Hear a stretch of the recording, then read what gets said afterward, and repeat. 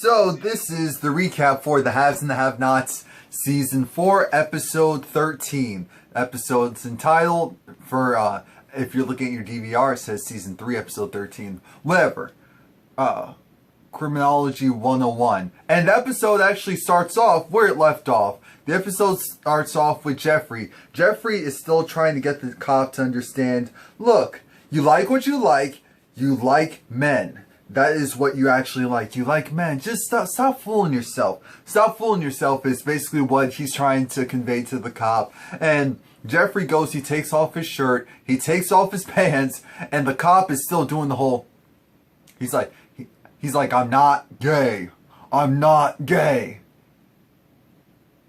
Yes, you are. It's okay. It's okay, man. It's okay. Yes, you are. Yes, you are. Or you're at least bisexual.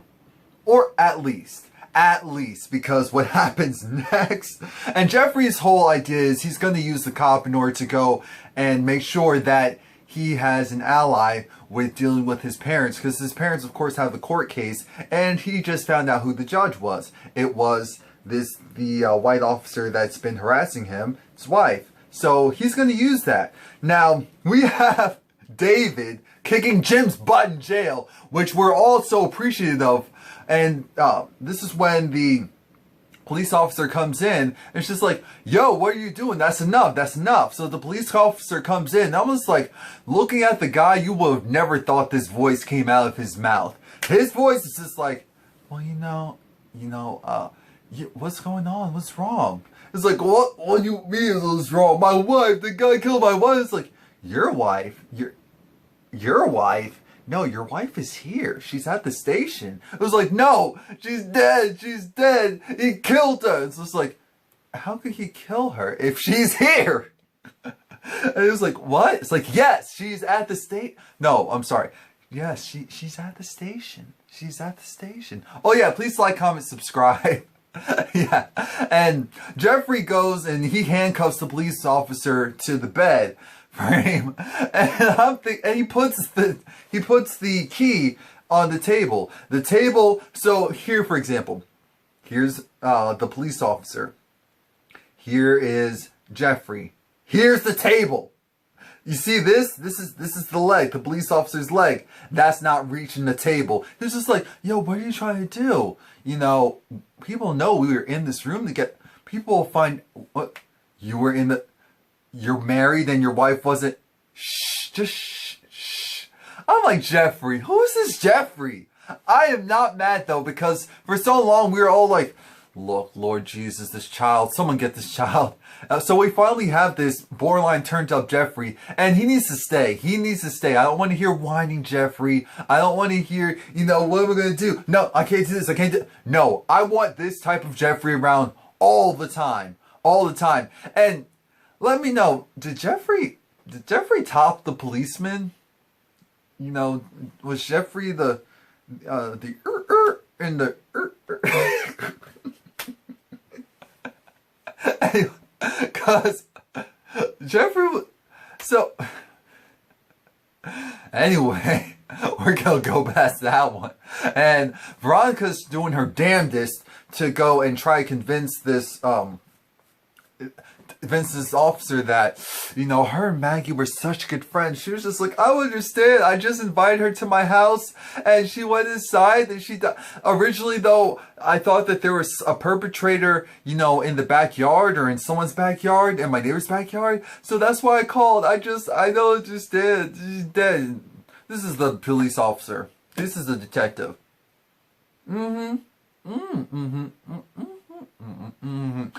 Girl, I don't believe her. That's how she was the whole time. Now, we have David who's on the phone, and Dave's trying to figure out what is going on. I thought that this chick died. I thought that she died. I thought my wife.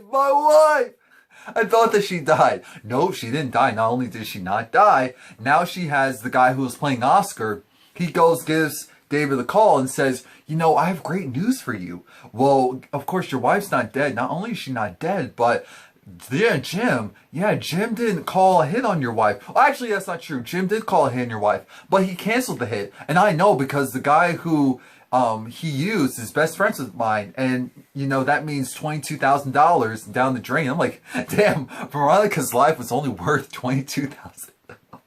Let's soak that in for a moment. The evil witch's life was only worth $22,000, even though she probably rolls around with at least that much money with her finer things in life. So, with all that damn opulence.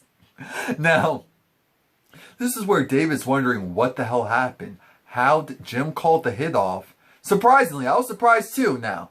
Jim called the hit off, but now we have to think, so who could have possibly called another hit? And he was just like, yeah, these are street thugs. This was a street person who went and did it. You know, a real person wouldn't have gone and waited out for days for your wife to come home to go and blah, blah, blah her. That is not what they would have done. So it wasn't Jim. It wasn't Jim. It wasn't his people. They were like street people. Street people. Who's been working with street people lately? Veronica. And who told Maggie to go into the house? And who knew that there were...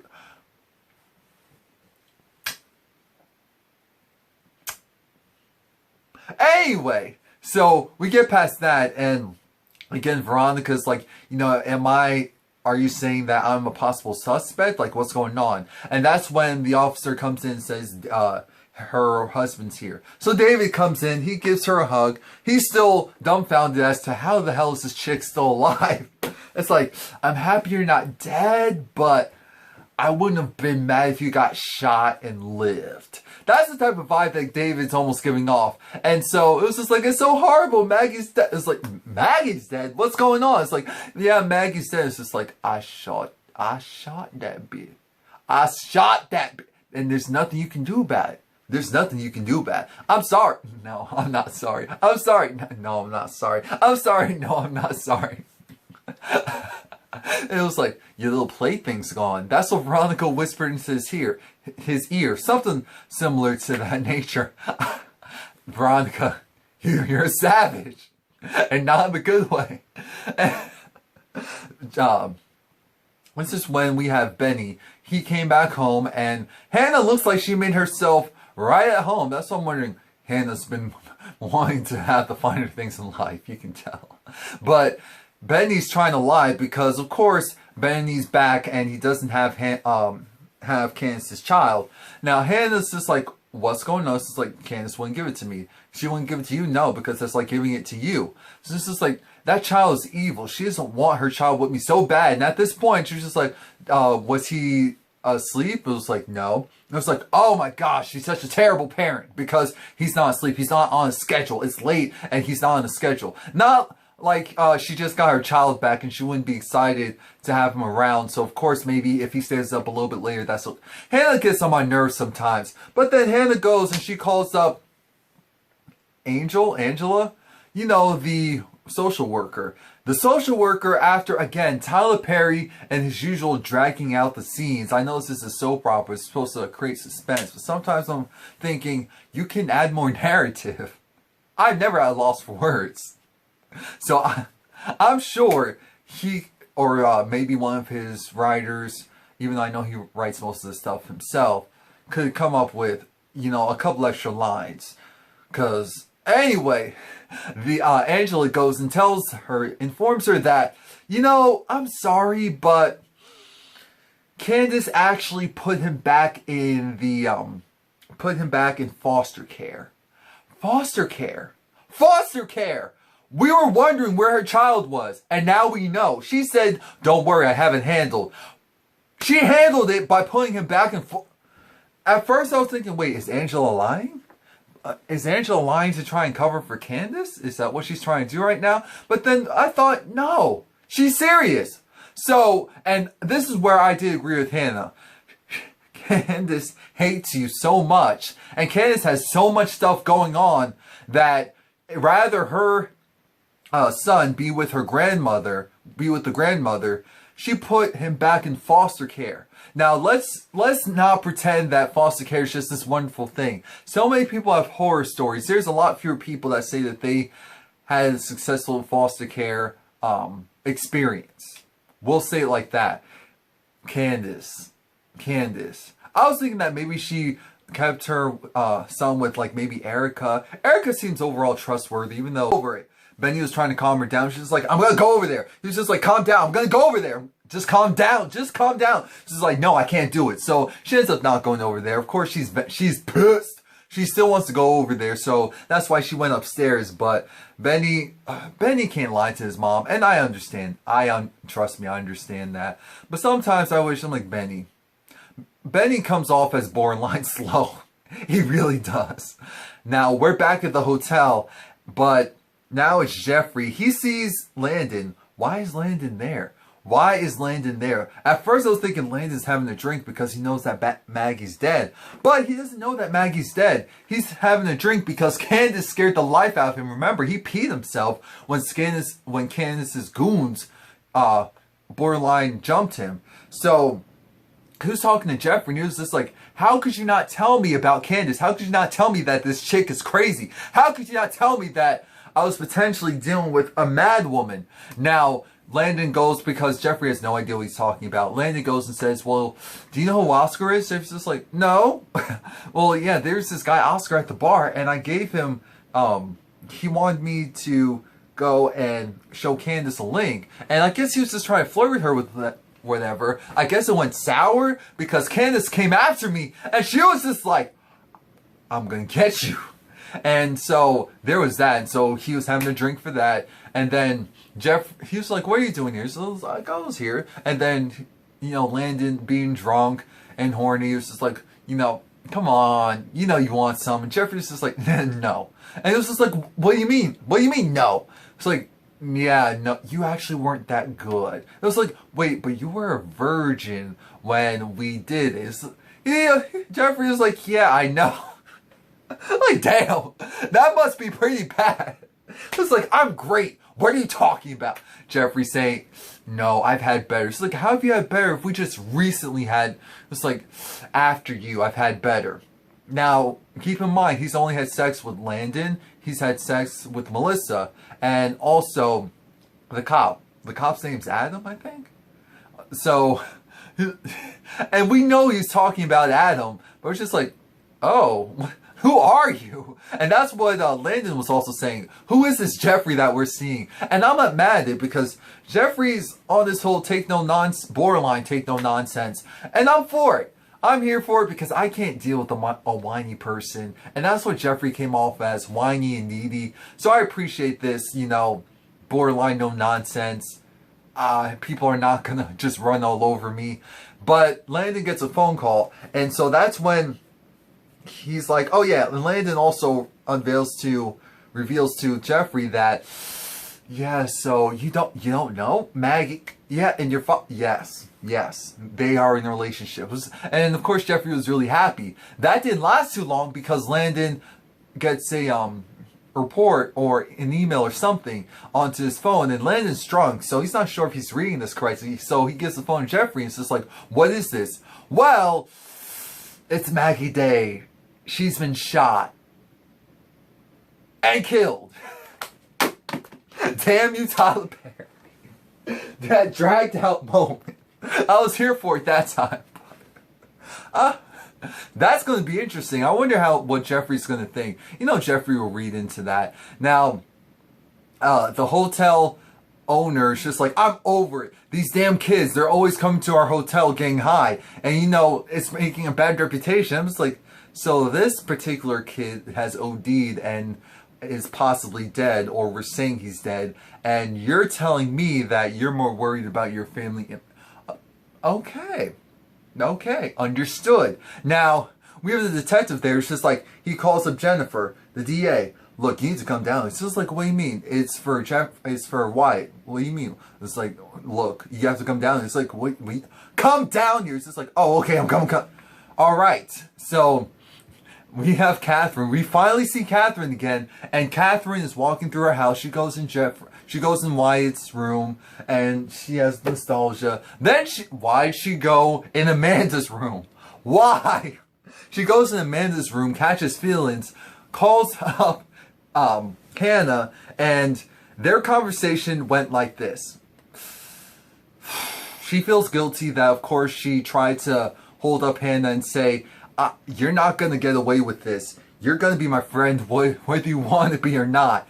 And you're going to do this by, I'll give you the money. I'll give you the money that's owed to you. I'm so sorry. And I'll give you a home. You know, of course, after your home burned down and everything, I was being petty. I'm so sorry, but it's just with my son. And Hannah's just like, I have stuff going on too. Every time you call me, it's because you need me. You need something from me. Why can't it be, how are we really friends when all that's ever happened is your son did stuff to me, your family did stuff to my family, and aside from my daughter, everyone has treated you with love and respect. And whenever you call me up, you personally need me to hold your hand. I'm going through stuff too. I'm like, Hannah, you never tell her what you're going through. So that's strike number one against you. Let's just be real about it. But Catherine got real. She was just like, Hannah, please don't hang up.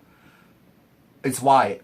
And regardless of what you think of him or the situation, I don't know where he is. And I don't know, you know, he got his inheritance. I don't know what he's doing right now. And I just get that gut feeling that I'm going to get that phone call saying that he's dead. That he's dead, he's gone. I've already lost one daughter and I just can't take it. I'm in this house and these walls, there's no laughter. It's just evil and empty and so draining. And it just feels like the walls are soaked with blood and despair. I'm just like, you're in Amanda's room. Of course, the walls are soaked with blood and despair and hysteria. But no, I kid. But she was just, when she was going down that road, Catherine felt a certain way. She's just like, please just pray for me. Just pray for me. No, pray for my son. Please pray for my son. And speaking of sons, Benjamin's doing well. It's like, yeah, it's just like, shout out to you, because regardless of how Candice turned out, because Hannah was just like, you know, one of the kids are bad. And just like, yeah, but still one. Catherine was like, no, stop it. You did right by your son. He turned out great. And he's like, yeah, he did. And so overall, Benny did. So she's just like, just relishing it, accept it, love it, because you could be in my shoes right now.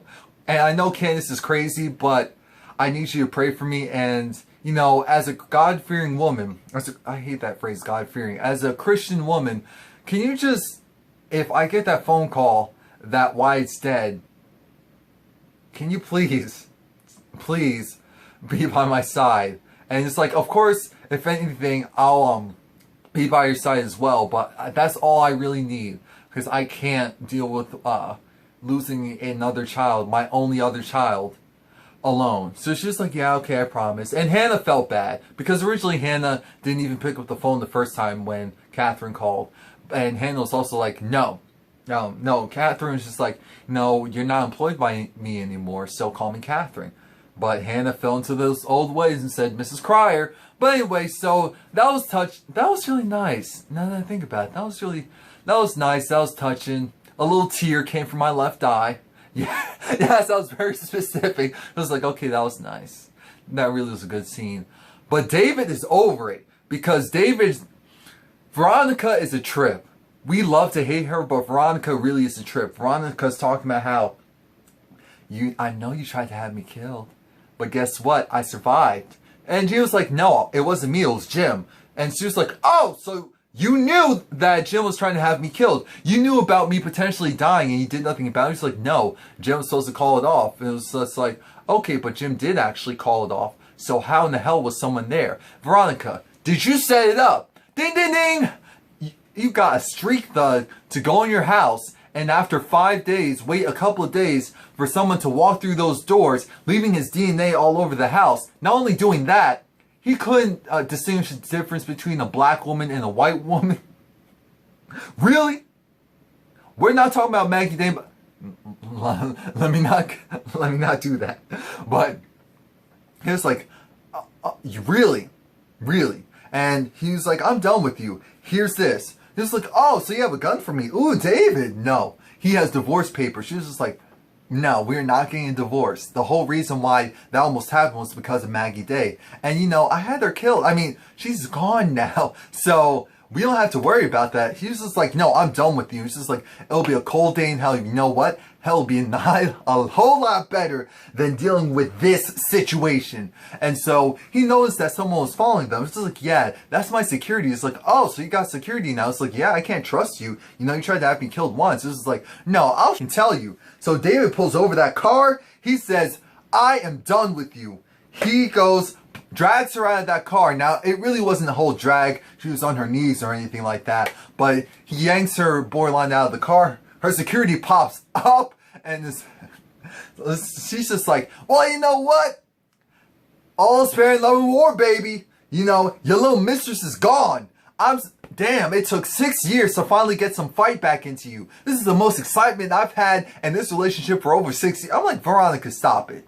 Veronica, how do you expect us to like you when you say stuff like that? You little harlot, heifer, ho. I had to say it.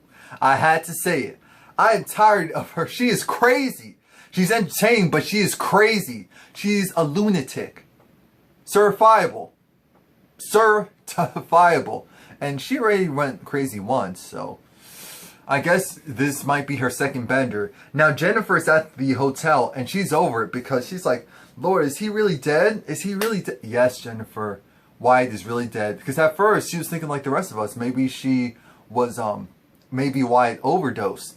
But no, he is officially dead. So we lost 2 characters with the mid-season coming back. This season we lost 3 characters if you include Quincy. Damn, this is a good season. Yeah, so please like, comment, subscribe. Come back next week. Again, I also am I've already done recaps for them, but I am continuing on with doing recaps for Greenleaf. Also for Big Brother, if you guys watch Big Brother. What else? Marriage Boot Camp, Wayward Pines, of course, Love and Hip Hop, Atlanta. I will be doing reviews for Cutting It in the ATL. Such ratchet foolery. Game of Thrones is already over, but you get the gist. Come on back.